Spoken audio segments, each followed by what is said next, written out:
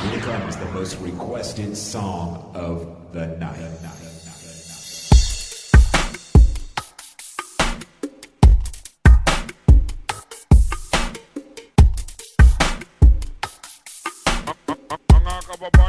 Line 1. Introducing, ladies and gentlemen, DJ Renly. Say your first word, baby. This is something special.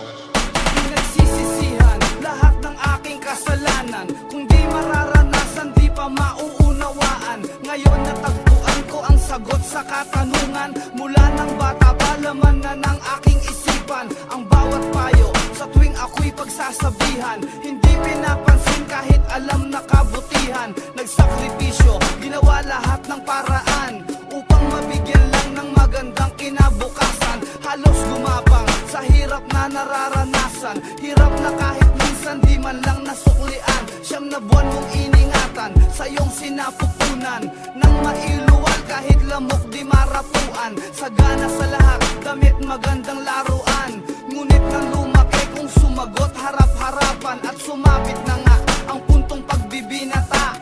Na tila hudyat sa paggawa ng masama. Nagkumpisa ang lahat ng sinubukang magkasyota. Sinanay kong utusan, di naigpa ang alila. Ganyang pag-uugali, sino bang matutuwa? Ang sarap ng buhay mo, ang nanay mo nakakaawa. Itim ang budhi ng taong di alam gumalang. Magawa ang gusto, itataboy pati magulang. Mapapatawad pa ba ang sangkaterbang pagkukulang at kasalanan na halos di na rin mabilang? Itim ang budhi ng taong di alam gumalang. Magawa ang gusto, itataboy pati magulang. Mapapatawad pa ba ang sangkaterbang pagkukulang at kasalanan na halos di na rin mabilang? Magagawang tiisin na magutom si inay. Masunod mo lang ang nobya na lahat ibibigay. Pangyayaring kinagulat mo nang siya'y humiwalay. Mundo mo'y parang sasabog, halos magpakamatay. Naisipang tikman ang shabu at marijuana. Tuwang-tuwa naman mga demonyo mong barkada. Si inay di makatulog, magdamag nag-alala. Uuwi ka ng umaga, hihingi ka lang ng pera. Pag di ka nabigyan, sa galit halos magwala ka. At sasabihin pa sa iyong ina na walang kwenta. Ang matindi pa to'y talagang walang konsensya. Halos harap-harapan kung murahin ang ina. Nang ikaw ay lumayo, ang iyong ina ay yumuko. Yakap ang larawan mo't luha ay tumutulo. Ngunit may bagay na lingid sa iyong kaisipan. Ang iyong ina pala may tinatagong karamdaman. Nang minsang pag-uwi, si nanay nasa higaan. Nangyari ang bagay di mo lubos inaasahan. Mata ni nanay pumikit ng dahan-dahan. Sabay habulbol at ipinatong sa kantungan. Lumuhod man ako at maghapong umiyak. Di na maibabalik pa ang kahapong kong winasak. Kay hirap pala ang maulila kay inay. Magdusa man ako, hindi sapat ang aking buhay. Lumuhod man ako at maghapong umiyak. Di na maibabalik pa ang kahapong kong winasak. Kay hirap pala ang maulila kay inay. Magdusa man ako, hindi sapat ang aking buhay. Tuwing ako'y nag-iisa, lagi ko siyang naaalala.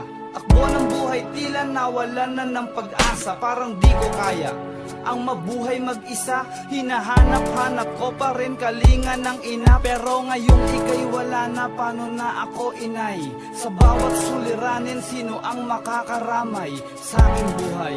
Sino pa ang gagabay? At kailan muling madarama ang yakap mo inay? Sa bawat oras, si nanay ang laman ng aking isip. Pagsapit ng gabi, siya ang laman ng panaginip. Patawarin ako, inay, sa aking pagkukulang. Ang aking kasalanan, paano ba pagdurusahan? Ang bigat sa dibdib, paano ba mababawasan? Hindi na kaya ng nahihirapang kalooban. Lagi na lang akong binabalot ng kalungkutan. I love you nanay, hindi kita malilimutan. Lumuhod man ako at maghapong umiyak. Di na maibabalik pa ang kahapong kong winasak. Kay hirap pala ang maulila kay inay.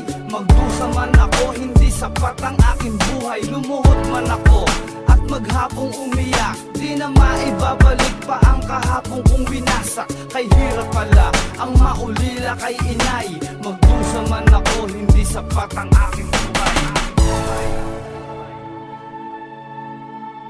DJ Renly. Say your first word, baby.